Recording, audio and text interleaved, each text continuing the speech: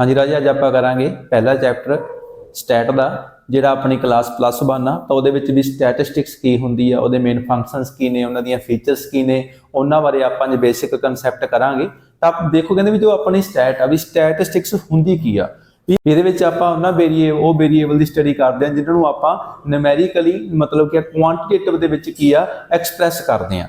जो अपना स्टैट आ क्वालिटेटिव डाटे की गल नहीं करता, क्वांटिटेटिव डाटे की गल करता, जिन्होंं आपां न्यूमैरिकली एक्सप्रैस करते हैं, जिस तो कोई आपां कनक्लूजन ड्रा कर सकते हैं। ठीक है जी। इंडिविजुअल डाटे नूं आपां स्टैट नहीं मानते हैगे, आपां एग्रीगेशन जिहड़ा अपना ऑफ डाटा उहनूं स्टैट मानते हैं भी जिथे आपां कोई कनक्लूजन कर सकते हैं, कोई आपां स्टडी कर सकते हैं, किसी चीज़ बारे पता लगा सकते हैं। तो हुण देखो भी जो अपनी बुक उसदे विच जिहड़ा मीनिंग आ स्टैट का दो सेंस दे विच दिता होया, एक अपना प्लूरल नाउन, एक अपना हैगा सिंगुलर नाउन दे विच। तां हुण आपां पहलां प्लूरल नाउन दे विच मीनिंग पढ़दे हां भी की आ। इन कहंदे इन इट्स प्लूरल नाउन कहंदे जे अपना स्टैटिस्टिक की आ refer to information in term of numbers, जां की आ अपना न्यूमैरिकल डाटा, जिवें सच एज कहंदे पॉपुलेशन स्टैटिस्टिक्स हो गई अपनी एंड इंप्लॉयमेंट स्टैटिस अपनी स्टैटिस्टिक्स हो गई। ਤਾਂ ਕਹਿੰਦੇ ਵੀ ਜਿਹੜੀ ਆਪਾਂ ਜੋ ਪਲੂਰਲ ਸੈਂਸ ਦੇ ਵਿੱਚ ਜਦੋਂ ਆਪਾਂ ਗੱਲ ਕਰਦੇ ਇਹਦੇ ਵਿੱਚ ਆਪਾਂ ਕਰਦੇ ਹਾਂ ਕਲੈਕਸ਼ਨ ਆਫ ਡਾਟਾ, ਵੀ ਜੋ ਡਾਟਾ ਕਲੈਕਟ ਕੀਤਾ ਗਿਆ ਵਾ ਕਿਸੇ ਪਰਪਸ ਵਾਸਤੇ, ਜੋ ਵੀ ਆਪਾਂ ਸਟੱਡੀ ਕਰਨੀ ਆ, ਕਿਸ ਬਾਰੇ ਆਪਾਂ ਪਤਾ ਲਗਾਉਣਾ ਚਾਹੁੰਦੇ ਆ। ਤਾਂ ਕਹਿੰਦੇ ਵੀ ਜਿਹੜਾ ਆਪਾਂ ਗੱਲ ਕਰੀਏ ਜੋ ਵੀ ਆਪਣਾ ਜਿਹੜਾ एवरीवन डाटा कहते स्टैट नहीं हुंदा, उसका कारण की आ भी इंडिविजुअल डाटा, कोई भी इंडिविजुअल डाटा नूं आपां स्टैट नहीं कहांगे। जिवें एक अपनी मान लो अपनी +1 क्लास आ, +1 क्लास दे विचों आपां ने मतलब की आ जिहड़ा इकनॉमिक्स दा आपां ने पेपर लिया, उस दे विचों आपां गल करिए भी जिहड़े राम ने 50 दे विचों जो अपना मान लो भी जिहड़ा पेपर सी 50 दा, उहदे विचों उहने मान लो 47 नंबर की कीते ने अचीव किए ने। हुण ये भी अपना की आ क्वांटिटेटिव इनफॉर्मेशन आ। हुण इहनूं आपां की आ स्टैट नहीं कहांगे, क्योंकि इत्थे सिर्फ आपां ने एक स्टूडेंट की गल कीती आ जिथे अपना कोई कनक्लूजन नहीं निकल सकता, कोई भी अपना जिहड़ा कनक्लूजन ड्रा नहीं हो सकता। जदों आपां गल करांगे भी जो अपनी +1 क्लास आ जो इकनॉमिक्स का पेपर होया, उन्हां सारियां स्टूडेंट्स दी आपां दा मतलब नंबर देखांगे, उहनूं कंपेयर कर सकदे हां उत्थे आपां भी किहड़े स्टूडेंट दे नंबर ज़्यादा ने, किहड़े स्टूडेंट दे नंबर घट ने। तो उत्थे अपना की आ मीनिंगफुल होगा अपने लिए जिहड़ा डाटा, उहनूं आपां की कहांगे स्टैट कहांगे, क्योंकि उत्थे आपां की कर सकते हैं कंपैरिजन कर सकते हैं। इस करके भी ऑल डाटा सारा डाटा की आ स्टैट नहीं हुंदा हैगा, क्योंकि जो स्टैट दे विच आपां उसनूं स्टैट उसनूं कहने भी जिथे आपां कंपैरिजन कर सकते हैं, एग्रीगेशन की गल करते हैं आपां। तो उस तो बाद जो आप सिंगुलर नाउन दे विच गल करिए, सिंगुलर सेंस दे विच आपां मीनिंग की गल करते हैं स्टैट की, इस दे विच की करते हैं आपां वो टैक्नीक वो मैथड्स की स्टडी होंदी है जिन्हां दी हैल्प दे नाल आपां की डाटा कलैक्ट करते हैं, ऑर्गेनाइज करते हैं, इंटरप्रेट करते हैं, एनालिसिस करते हैं। तो देखो कहते इन्हां सिंगुलर सेंस कहते भी जो अपनी स्टैट आ उहदा मतलब की है मीन साइंस ऑफ स्टैटिस्टिक्स, और अपना की इस दे विच मैथड्स की गल करते हैं। इट रैफर्स टू टैक्नीक और मैथड्स, ये टैक्नीक एंड मैथड्स की गल करते हैं जो किस नाल रिलेटेड ने कलैक्शन भी डाटा किवें कलैक्ट करना, किहड़े मैथड ने, जिवें सेंसस मैथड हो गया, सैंपल मैथड हो गया, ये भी आप नैक्सट करांगे जी। क्लासीफिकेशन डाटा नूं किवें क्लासीफाई करना आपां ने, प्रजेंट किवें करना डाटा नूं, एनालिसिस किहड़े अपने कोल मैथड ने एनालिसिस करन दे, and interpretation of the quantitative data. तो अलग अलग टैक्नीक्स ने, मैथड्स ने जो आप यूज करते हैं भी डाटा किवें कलैक्ट किया जा सकता, किवें ऑर्गेनाइज करना, किवें उहनूं प्रजेंट करना आपां ने, किवें एनालिसिस करना, किवें उहदा इंटरप्रेट करना। तो मेनली की आ भी जिहड़ी स्टैट है जिहड़े अपने वेरीएबल्स ने उहनूं आपां न्यूमैरिकली की करते हैं एक्सप्रैस करते हैं। बट इत्थे गल करते हैं आपां एग्रीगेशन की, भी जिथे आपां की कर सकते हैं कंपैरिजन कर सकते हैं। इंडिविजुअल डाटा नूं आपां स्टैट नहीं कहते हैगे। हुण देखो कहते जो अपनियां फीचर्स ने स्टैट दीयां प्लूरल सेंस दे विच की ने, तां पहला है जी एग्रीगेट फैक्ट, भी जिहड़ा अपना स्टैट आ वो एग्रीगेट की गल करदा, नॉट इंडिविजुअल दी।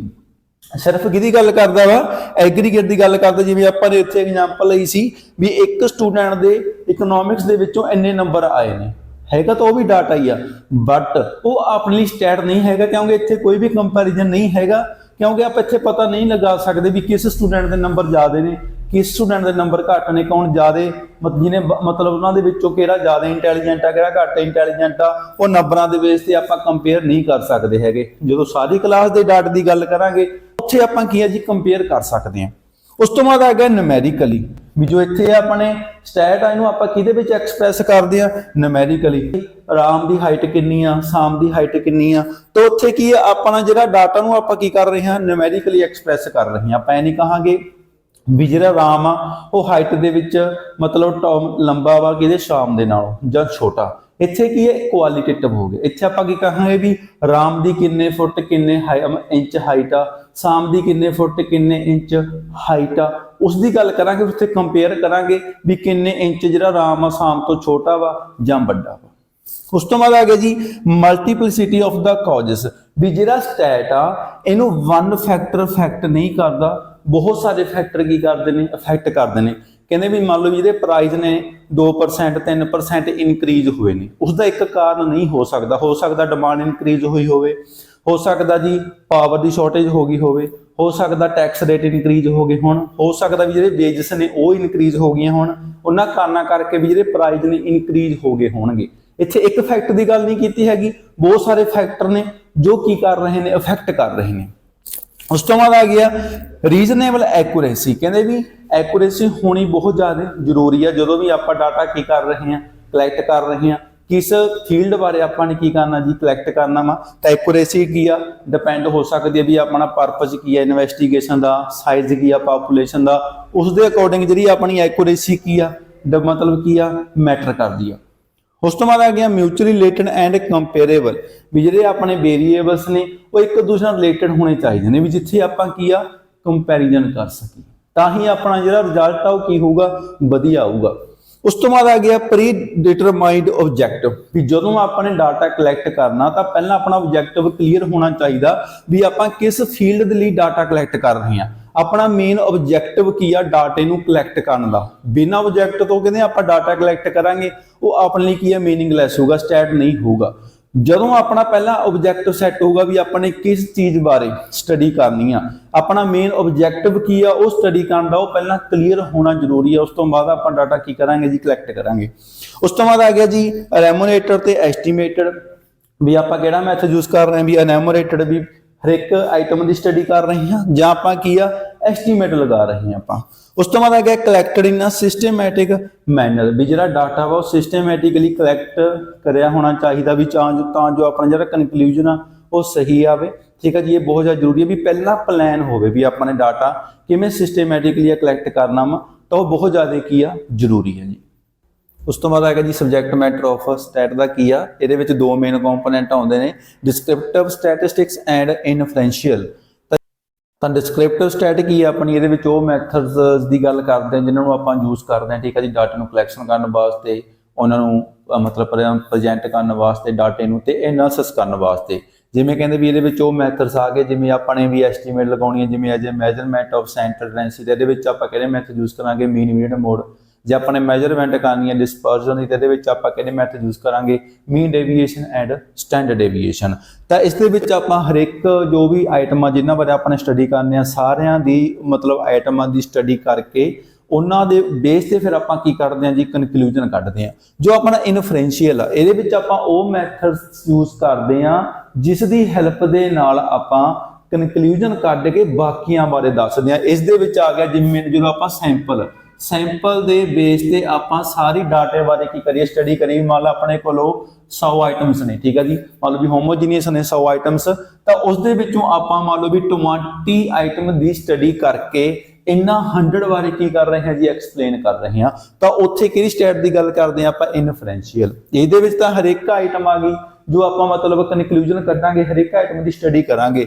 ਬਟ ਜੋ ਇਨਫਰੈਂਸ਼ੀਅਲ ਸਟੇਟ ਆ ਇਹਦੇ ਵਿੱਚ ਆਪਣੇ ਉਹ ਮੈਥਡਸ ਯੂਜ਼ ਕਰਦੇ ਆ ਵੀ ਜਿਨ੍ਹਾਂ ਦੀ ਹੈਲਪ ਦੇ ਨਾਲ ਆਪਾਂ ਜਿਹੜਾ ਸੈਂਪਲ ਡਰਾ ਕੀਤਾ ਉਸ ਦਾ ਕਨਕਲੂਜਨ ਕੱਢ ਕੇ ਬਾਕੀ ਜਿਹੜੀ ਪਾਪੂਲੇਸ਼ਨ ਆ ਉਸ ਦੀ ਫੀਚਰਸ ਬਾਰੇ ਕੀ ਆਪਾਂ ਦੱਸਦੇ ਆ। ਤਾਂ ਆਪਣਾ ਕੀ ਆ ਇਨਫਰੈਂਸ਼ੀਅਲ ਸਟੇਟ ਆ। ਵੀ ਜਿਵੇਂ ਆਪਾਂ ਨੇ ਗੱਲ ਕਰੀਏ ਵੀ ਆਪਣੇ ਕੋਲੇ 100 ਆਈਟਮਸ ਨੇ ਵੀ ਉਹ ਹੋਮੋਜੀਨੀਅਸ ਨੇ, ਉਹਨਾਂ ਦੇ ਆਪਾਂ ਨੇ 100 ਤੇ ਸਟੱਡੀ ਨਹੀਂ ਕੀਤੀ ਹੈਗੀ, ਉਹਨਾਂ ਦੇ ਵਿੱਚ ਕੁਝ ਆਪਾਂ ਨੇ ਸੈਂਪਲ ਲਿਆ ਉਸ ਦੇ ਉੱਪਰ ਸਟੱਡੀ ਕਰਕੇ ਆਪਾਂ ਬਾਕੀਆਂ ਬਾਰੇ ਕੀ ਕਰ ਰਹੇ ਹਾਂ ਉਹ ਸਾਰੇ ਗਰੁੱਪ ਬਾਰੇ ਕੀ ਕਰ ਰਹੇ ਹਾਂ ਐਕਸਪਲੇਨ ਕਰ ਰਹੇ ਹਾਂ। ਤਾਂ ਉੱਥੇ ਆਪਾਂ ਕਿਹੜੀ ਸਟੇਟ ਦੀ ਗੱਲ ਕਰਦੇ ਹਾਂ ਇਨਫਰੈਂਸ਼ੀਅਲ ਸਟੇਟ ਦੀ ਗੱਲ ਕਰਦੇ ਹਾਂ। ਇਸ ਦੇ ਵਿੱਚ ਆਪਾਂ ਇਸ ਤਰੀਕੇ ਨਾਲ ਨਹੀਂ ਕਰਦੇ ਹੈਗੇ। ਉਸ ਤੋਂ ਬਾਅਦ ਆ ਗਿਆ ਜੀ ਲਿਮਿਟੇਸ਼ਨ ਕੀ ਨੇ ਸਟੈਟ ਦੀਆਂ। ਤਾਂ ਲਿਮਿਟੇਸ਼ਨ ਇਹ ਨੇ ਵੀ ਜਿਹੜੀ ਆਪਾਂ ਸਟੈਟ ਆ ਉਹ ਸਿਰਫ ਕਿਹਦੀ ਗੱਲ ਕਰਦਾ ਨਿਊਮੈਰੀਕਲੀ, ਉਹ ਕੁਆਲੀਟੇਟਿਵ ਦੀ ਗੱਲ ਨਹੀਂ ਕਰਦਾ ਹੈਗਾ। ਜੋ ਆਪਣੀ ਕੁਆਲੀਟੇਟਿਵ ਇਨਫੋਰਮੇਸ਼ਨ ਆ, ਜਿਵੇਂ ਬਿਊਟੀ ਹੋ ਗਈ, ਠੀਕ ਹੈ ਜੀ, ਹੈਪੀਨੈਸ ਹੋ ਗਈ, ਉਸ ਦੀ ਸਟੱਡੀ ਨਹੀਂ ਕਰਦਾ ਹੈਗਾ ਕਿ ਉਹਨੂੰ ਆਪਾਂ ਨੰਬਰਾਂ ਦੇ ਵਿੱਚ ਐਕਸਪ੍ਰੈਸ ਨਹੀਂ ਕਰ ਰਹੇ ਹੈਗੇ। ਤਾਂ ਸਿਰਫ ਜੋ ਸਟੈਟ ਆ ਕਿਹਦੀ ਗੱਲ ਕਰਦਾ, ਨਿਊਮੈਰੀਕਲ ਫੈਕਟਸ ਦੀ ਗੱਲ ਕਰਦਾ, ਤੇ ਕਿਹਦੀ ਗੱਲ ਕਰਦਾ ਜੀ, ਇੱਕ ਐਗਰੀਗੇਟ ਦੀ। ਪਹਿਲਾਂ ਵੀ ਆਪਾਂ ਨੇ ਗੱਲ ਕੀਤੀ ਹੈ ਵੀ ਜੋ ਆਪਣਾ ਇੰਡੀਵਿਜੂਅਲ ਡਾਟਾ ਵਾ ਉਸ ਨੂੰ ਕੀ ਕਰਦਾ ਜੀ, ਇਹ ਇਗਨੋਰ ਕਰਦਾ, ਉਸ ਦੀ ਸਟੱਡੀ ਨਹੀਂ ਕਰਦਾ ਹੈਗਾ। ਵੀ ਜਿਵੇਂ ਇੱਕ ਸਕੂਲ ਆ, ਠੀਕ ਆ ਜੀ, ਸਕੂਲ ਦੇ ਵਿੱਚ ਇੱਕ ਟੀਚਰ ਦੀ ਕਿੰਨੀ ਸੈਲਰੀ ਆ, ਉਹ ਕੀ ਆ, ਸਟੈਟ ਨਹੀਂ ਹੈਗਾ। ਸਾਰਿਆਂ ਟੀਚਰਾਂ ਦੀ ਸੈਲਰੀ ਦੇਖਾਂਗੇ ਤਾਂ ਦੇਖ ਸਕਦੇ ਆ ਆਪਾਂ ਕਿਹਦੀ ਸੈਲਰੀ ਟੀਚਰ ਦੀ ਜ਼ਿਆਦਾ ਆ, ਕਿਸ ਦੀ ਕੀ ਆ, ਘੱਟ ਆ। ਤਾਂ ਉੱਥੇ ਕੀ ਆ, ਕੰਪੈਰੀਜ਼ਨ ਆ ਜੀ। ਜਿੱਥੇ ਕੰਪੈਰੀਜ਼ਨ ਆ, ਐਗਰੀਗੇਸ਼ਨ ਆਫ ਡਾਟਾ, ਉੱਥੇ ਆਪਣਾ ਕੀ ਆ, ਸਟੈਟ ਦੀ ਗੱਲ ਹੁੰਦੀ ਆ। ਤਾਂ ਇਸ ਕਰਕੇ ਵੀ ਜਿਹੜੀ ਸਟੈਟ ਆ ਸਿਰਫ ਐਗਰੀਗੇਸ਼ਨ ਦੀ ਗੱਲ ਕਰਦਾ ਵਾ, ਇੰਡੀਵਿਜੂਅਲ ਡਾਟਾ ਦੀ ਗੱਲ ਨਹੀਂ ਕਰਦਾ। ਉਸ ਤੋਂ ਬਾਅਦ ਆ ਗਿਆ ਹੋਮੋਜੀਨੀਅਸ ਆਫ ਡਾਟਾ ਤੇ ਐਸੈਂਸ਼ੀਅਲ ਰਿਕੁਆਇਰਮੈਂਟ ਆ ਵੀ ਜਦੋਂ ਆਪਾਂ ਨੇ ਕੰਪੈਰੀਜ਼ਨ ਕਰਨਾ, ਕਨਕਲੂਜਨ ਕੱਢਣਾ, ਤਾਂ ਜਿਹੜਾ ਡਾਟਾ ਵਾ ਹੋਮੋਜੀਨੀਅਸ ਹੋਣਾ ਚਾਹੀਦਾ ਵਾ। ਜੇ ਆਪਾਂ ਗੱਲ ਕਰ ਰਹੇ ਹਾਂ ਪ੍ਰੋਡਕਸ਼ਨ ਆਫ ਕਲੌਥ ਤੇ ਪ੍ਰੋਡਕਸ਼ਨ ਆਫ ਜਿਹੜਾ ਆਪਣਾ ਆ ਗਿਆ ਫੂਡ ਗ੍ਰੇਨ। ਹੁਣ ਜਿਹੜਾ ਫੂਡ ਗ੍ਰੇਨਸ ਆ ਉੱਥੇ ਆਪਾਂ ਗੱਲ ਕਰਦੇ ਹਾਂ ਟਨਸ ਦੇ ਵਿੱਚ, ਠੀਕ ਹੈ ਜੀ, ਬਟ ਜੋ ਆਪਾਂ ਕੱਪੜੇ ਦੀ ਪ੍ਰੋਡਕਸ਼ਨ ਕਰ ਰਹੇ ਹਾਂ ਕਲੌਥ ਦੀ, ਉੱਥੇ ਆਪਾਂ ਗੱਲ ਕਰਦੇ ਹਾਂ ਮੀਟਰਸ ਦੇ ਵਿੱਚ। ਤਾਂ ਉੱਥੇ ਜਿਹੜੇ ਯੂਨਿਟ ਨੇ ਉਹ ਮਤਲਬ ਕੀ ਆ, ਸੇਮ ਨਹੀਂ ਹੈ, ਜਿੱਥੇ ਆਪਣਾ ਕੰਪੈਰੀਜ਼ਨ ਨਹੀਂ ਹੋ ਸਕਦਾ। ਤਾਂ ਜਦੋਂ ਕੰਪੈਰੀਜ਼ਨ ਕਰਨਾ, ਜਿਹੜਾ ਆਪਣਾ ਡਾਟਾ ਵਾ ਉਹ ਕੀ ਹੋਣਾ ਚਾਹੀਦਾ ਵਾ, ਹੋਮੋਜੀਨੀਅਸ ਹੋਣਾ ਚਾਹੀਦਾ, ਵੀ ਤਾਂ ਹੀ ਆਪਾਂ ਕੀ ਕਰ ਸਕਦੇ ਹਾਂ, ਕੰਪੇਅਰ ਕਰ ਸਕਦੇ ਹਾਂ। ਬਾਅਦ ਆ ਗਿਆ ਰਿਜ਼ਲਟ ਆਰ, ਕਹਿੰਦੇ true only on the average. ਇੱਥੇ ਆਪਾਂ ਜਦੋਂ ਸਟੈਟ ਦੀ ਗੱਲ ਕਰਦੇ ਹਾਂ ਕਿਹਨੂੰ ਬੇਸ ਮੰਨਦੇ ਹਾਂ, ਆਪਾਂ ਐਵਰੇਜ ਨੂੰ ਬੇਸ ਮੰਨਦੇ ਹਾਂ। ਜਿਵੇਂ ਆਪਾਂ ਕਹਿ ਦਈਏ ਵੀ ਆਪਣੀ ਜਿਹੜੀ 60,000 ਆਪਣੀ ਕੀ ਆ, ਪਰ ਕੈਪੀਟਾ ਇਨਕਮ ਆ, ਤਾਂ ਪਰ ਕੈਪੀਟਾ ਇਨਕਮ ਆ, ਕਹਿੰਦੇ ਹੁਣ ਆਪਾਂ ਨੇ ਕਿਹਾ ਵੀ ਐਵਰੇਜ ਵੈਲਿਊ ਆਪਣੀ ਇਹ। ਹੁਣ ਜ਼ਰੂਰੀ ਨਹੀਂ ਹੈਗਾ ਵੀ ਹਰੇਕ ਪਰਸਨ ਦੀ ਪਰ ਕੈਪੀਟਾ ਇਨਕਮ 60,000 ਹੀ ਹੋਊਗੀ, ਕਿਸੇ ਦੀ ਜ਼ਿਆਦਾ ਵੀ ਹੋ ਸਕਦੀ ਆ, ਕਿਸੇ ਦੀ ਇਸ ਤੋਂ ਲੈਸ ਦੈਨ ਵੀ ਹੋ ਸਕਦੀ ਹੈ। ਉਸ ਤੋਂ ਬਾਅਦ ਆ ਗਿਆ ਵਿਦਆਊਟ ਰੈਫਰੈਂਸ। ਆਹ ਦੇਖੋ ਜੀ ਪੁਆਇੰਟ ਵੀ ਕਹਿੰਦੇ ਜੇ ਆਪਾਂ ਰੈਫਰੈਂਸ ਨਹੀਂ ਦਿੰਦੇ ਹੈਗੇ ਤਾਂ ਕਹਿੰਦੇ result may prove to be wrong ਹੋ ਸਕਦੇ ਨੇ। ਹੁਣ ਦੇਖੋ ਮੰਨ ਲਓ ਆਪਣੇ ਕੋਲ ਦੋ ਕੰਪਨੀਆਂ ਨੇ, ਠੀਕ ਹੈ, 18 ਦੇ ਵਿੱਚ ਇਸ ਦਾ ਜਿਹੜਾ ਪ੍ਰੋਫਿਟ ਸੀ ਉਹ 1000 ਸੀ, ਇਸ ਦਾ ਕਿੰਨਾ ਸੀ 3000। ਹੁਣ ਤੇ 2019 ਤੇ 20 ਦੀ ਗੱਲ ਕਰੀਏ, ਇਸ ਦਾ ਪ੍ਰੋਫਿਟ ਕਿੰਨਾ ਹੋ ਗਿਆ 2000, ਇਸ ਦਾ ਹੋ ਗਿਆ 3।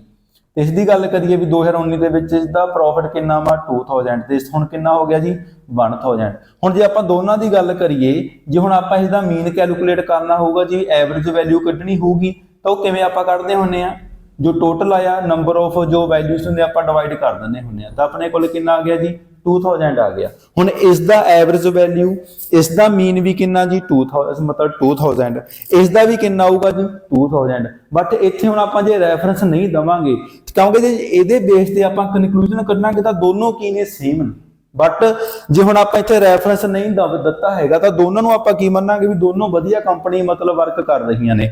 ਬਟ ਜੇ ਹੁਣ ਜਿੱਥੇ ਆਪਾਂ ਵੈਸੇ ਆਪਾਂ ਦੇਖੀਏ ਜਿਹੜੀ ਆਹ ਕੰਪਨੀ ਆ ਇਹਦਾ ਪਰਫਾਰਮੈਂਸ ਵਧੀਆ ਹੋ ਰਹੀ ਆ, ਪ੍ਰੋਫਿਟ ਇਨਕਰੀਜ਼ ਹੋ ਰਿਹਾ, ਬਟ ਇਸ ਦਾ ਜਿਹੜਾ ਪ੍ਰੋਫਿਟ ਕੀ ਹੋ ਰਿਹਾ ਵਾ, ਡਿਕਲਾਈਨ ਹੋ ਰਿਹਾ ਵਾ। ਤਾਂ ਇੱਥੇ ਕੀ ਆ, ਵਿਦਆਊਟ ਰੈਫਰੈਂਸ ਕਹਿੰਦੇ ਮੇ ਪ੍ਰੂਵ ਟੂ ਵੀ ਰੋਂਗ। ਤਾਂ ਇੱਥੇ ਆਪਾਂ ਰੋਂਗ ਹੋ ਸਕਦੇ ਹਾਂ ਕਿਉਂਕਿ ਇਸ ਬਿਨਾਂ ਰੈਫਰੈਂਸ ਤੋਂ ਆਪਾਂ ਦੇਖਾਂਗੇ ਵੀ ਦੋਨੋਂ ਸੇਮ ਨੇ। ਜਦੋਂ ਰੈਫਰੈਂਸ ਦਵਾਂਗੇ ਉਦੋਂ ਪਤਾ ਲੱਗੂਗਾ ਵੀ ਇਹ ਕੰਪਨੀ ਗਰੋ ਕਰ ਰਹੀ ਆ, ਜਿਹੜੀ ਬੀ ਕੰਪਨੀ ਆ ਉਹ ਕੀ ਕਰ ਰਹੀ ਆ, ਡਿਕਲਾਈਨ ਹੋ ਰਹੀ ਆ। ਤਾਂ ਇਸ ਦੇ ਵਿੱਚ ਹੁਣ ਆਪਾਂ ਗੱਲ ਕਿਹਨੂੰ ਬੇਸ ਮੰਨਦੇ ਆ, ਆਪਾਂ ਐਵਰੇਜ ਨੂੰ ਬੇਸ ਮੰਨਦੇ ਆ। ਇਸ ਕਰਕੇ ਵੀ ਵਿਦਆਊਟ ਰੈਫਰੈਂਸ, ਜਿੱਥੇ ਆਪਾਂ ਪ੍ਰੋਪਰ ਰੈਫਰੈਂਸ ਨਹੀਂ ਦਿੰਦੇ ਹੈਗੇ, ਕੱਲੀ ਐਵਰੇਜ ਨੂੰ ਬੇਸ ਮੰਨਾਂਗੇ ਤਾਂ ਆਪਣੇ ਜਿਹੜੇ ਰਿਜ਼ਲਟ ਨੇ ਕੀ ਹੋ ਸਕਦੇ ਨੇ, ਰੋਂਗ ਹੋ ਸਕਦੇ ਨੇ। ਉਸ ਤੋਂ ਬਾਅਦ ਆ ਗਿਆ ਕੈਨ, ਵੀ ਹੁਣ ਸਟੈਟ ਆ ਸਿਰਫ ਕਿਹਨਾਂ ਦੁਆਰਾ ਯੂਜ਼ ਕੀਤੀ ਜਾ ਸਕਦੀ ਆ, ਐਕਸਪਰਟ ਦੁਆਰਾ। ਹੁਣ ਜਿਨ੍ਹਾਂ ਨੂੰ ਇਸ ਬਾਰੇ ਨੌਲੇਜ ਨਹੀਂ ਹੈਗੀ ਤਾਂ ਉਹ ਪ੍ਰੋਪਰ ਤਰੀਕੇ ਨਾਲ ਜਿਹੜੇ ਆਪਣੇ ਮੈਥਡ ਨੇ ਸਟੈਟ ਦੇ ਉਹਨਾਂ ਨੂੰ ਅਪਲਾਈ ਨਹੀਂ ਕਰ ਸਕਦੇ ਹੈਗੇ। ਜਿਸ ਤੋਂ ਬਾਅਦ ਆ ਗਿਆ ਜੀ ਪ੍ਰੋਨ ਟੂ ਮਿਸਯੂਜ਼। ਇਹ ਆਪਣੀ ਕੀ ਆ, ਇੱਕ ਮੇਨ ਕਾਮਨ ਲਿਮਿਟੇਸ਼ਨ ਆ ਕਿਹਦੀ, ਸਟੈਟ ਦੀ। ਹੁਣ ਦੇਖੋ ਕੁਝ ਲਿਮਿਟੇਸ਼ਨ ਵੀ ਹੁੰਦੀਆਂ ਨੇ ਇੱਕ ਕਿਸੇ ਚੀਜ਼ ਦੀਆਂ, ਕੁਝ ਐਡਵਾਂਟੇਜ ਵੀ ਹੁੰਦੇ ਨੇ। ਹੁਣ ਇਹਦੇ ਫੰਕਸ਼ਨ ਦੇਖੋ ਜਾਂ ਆਪਾਂ ਇੰਪੋਰਟੈਂਸ ਕਹਿ ਸਕਦੇ ਹਾਂ ਸਟੈਟ ਦੀ ਕੀ ਆ, ਕਹਿੰਦੇ ਵੀ ਜੋ ਆਪਣੀਆਂ ਇਕਨੋਮਿਕ ਪ੍ਰੋਬਲਮਸ ਨੇ ਉਸ ਨੂੰ ਆਪਾਂ ਕੁਆਂਟੀਟੇਟਿਵ ਐਕਸਪ੍ਰੈਸ ਕਰ ਸਕਦੇ ਹਾਂ। ਜਿਵੇਂ ਪਰਸੈਂਟ ਪ੍ਰਾਈਸ ਇਨਕਰੀਜ਼ ਹੋ ਰਹੇ ਨੇ ਤਾਂ ਇਨਫਲੇਸ਼ਨ ਆਪਣੀ ਕੀ ਇਕਨੋਮਿਕ ਪ੍ਰੋਬਲਮ, ਤਾਂ ਉਹਨੂੰ ਆਪਾਂ ਕੀ ਨਿਊਮੈਰੀਕਲੀ ਐਕਸਪ੍ਰੈਸ ਕਰ ਸਕਦੇ ਹਾਂ। ਪੋਵਰਟੀ ਆਪਣੀ ਕਿੰਨੀ ਆ ਕੰਟਰੀ ਦੇ ਵਿੱਚ, ਉਹ ਵੀ ਮੇਨ ਪ੍ਰੋਬਲਮ ਆ, ਉਸ ਨੂੰ ਆਪਾਂ ਕੀ ਹੈ ਜੀ ਨਿਊਮੈਰੀਕਲੀ ਐਕਸਪ੍ਰੈਸ ਕਰ ਸਕਦੇ ਹਾਂ। ਉਸ ਤੋਂ ਬਾਅਦ ਆ ਗਿਆ ਜੀ ਇੰਟਰ ਸੈਕਟਰਲ। ਤਾਂ ਇੱਥੇ ਆਪਾਂ ਸੈਕਟਰ ਵਾਈਜ਼ ਕੀ ਆ ਕੰਪੈਰੀਜ਼ਨ ਕਰ ਸਕਦੇ ਹਾਂ ਵੀ ਕਿਹੜਾ ਸੈਕਟਰ ਗਰੋ ਕਰ ਰਿਹਾ, ਕਿਹੜਾ ਸੈਕਟਰ ਗਰੋ ਨਹੀਂ ਕਰ ਰਿਹਾ। ਉਸ ਤੋਂ ਬਾਅਦ ਆ ਗਿਆ ਇੰਟਰ ਟੈਂਪਰਲ। ਇਸ ਦੇ ਵਿੱਚ ਗੱਲ ਕਰਦੇ ਹਾਂ ਆਪਾਂ ਟਾਈਮ ਦੀ, ਵੀ ਜਿਵੇਂ ਗੱਲ ਕਰੀਏ ਵੀ ਆਪਣੇ ਕੋਲੇ ਆਪਦੀ ਕੰਪਨੀ ਆ, ਮੰਨ ਲਓ ਕੋਈ, ਆਪਾਂ ਗੱਲ ਕਰੀਏ ਵੀ ਪਿਛਲੇ ਸਾਲ ਕਿੰਨੀ ਸੇਲ ਹੋਈ ਆ, ਇਸ ਸਾਲ ਕਿੰਨੀ ਸੇਲ ਹੋਈ ਆ, ਤਾਂ ਉਹ ਆਪਾਂ ਕੀ ਕਰ ਸਕਦੇ ਹਾਂ ਜੀ ਕੰਪੇਅਰ ਕਰ ਸਕਦੇ ਹਾਂ ਵੀ ਪਿਛਲੇ ਪ੍ਰੀਵੀਅਸ ਈਅਰ ਦੇ ਅਕੋਰਡਿੰਗ ਆਪਣੀ ਇਸ ਸਾਲ ਕਿੰਨੀ ਸੇਲ ਇਨਕਰੀਜ਼ ਹੋਈ ਆ, ਕਿੰਨੀ ਜਿਹੜੀ ਆਪਣੀ ਸੇਲ ਆ ਉਹ ਕੀ ਹੋਈ ਆ, ਡਿਕਰੀਜ਼ ਹੋਈ ਆ।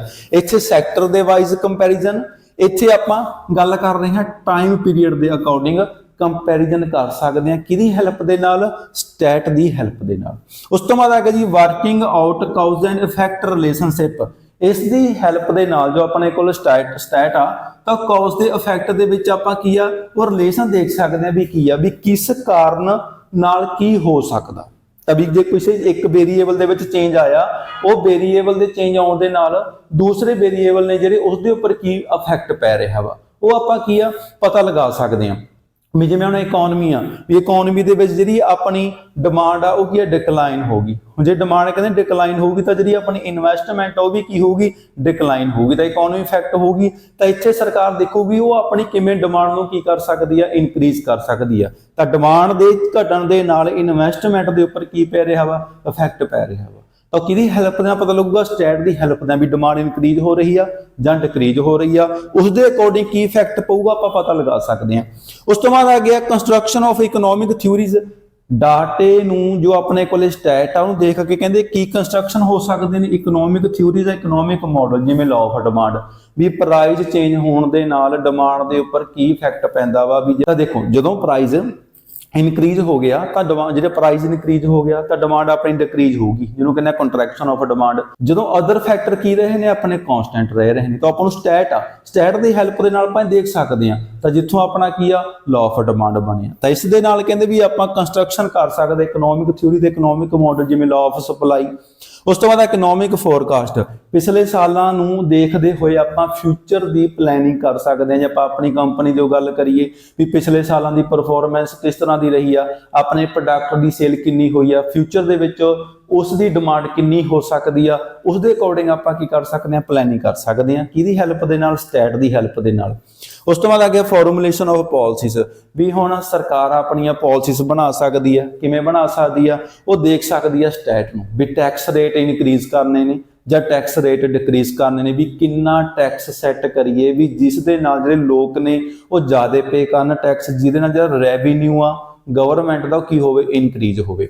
ਉਸ ਤੋਂ ਬਾਅਦ ਆ ਗਿਆ ਇਕਨੋਮਿਕ ਇਕੁਇਲਿਬਰੀਅਮ। ਇੱਥੇ ਗੱਲ ਕਰ ਰਹੇ ਹਾਂ ਵੀ ਜਿਹੜਾ ਪ੍ਰੋਡਿਊਸਰ ਆ ਉਹਨੂੰ ਕਿਹੜੇ ਲੈਵਲ ਤੇ ਜਾ ਕੇ ਮੈਕਸਿਮਮ ਪ੍ਰੋਫਿਟ ਹੁੰਦਾ, ਤੇ ਜਿਹੜਾ ਆਪਣਾ ਕੰਜ਼ਿਊਮਰ ਆ ਉਹਨੂੰ ਕਿਹੜੇ ਲੈਵਲ ਤੇ ਜਾ ਕੇ ਮੈਕਸਿਮਮ ਸੈਟੀਸਫੈਕਸ਼ਨ ਮਿਲਦੀ ਆ, ਉਹ ਆਪਾਂ ਕਿਹਦੀ ਹੈਲਪ ਦੇ ਨਾਲ ਦੇਖ ਸਕਦੇ ਹਾਂ, ਸਟੈਟ ਦੀ ਹੈਲਪ ਦੇ ਨਾਲ।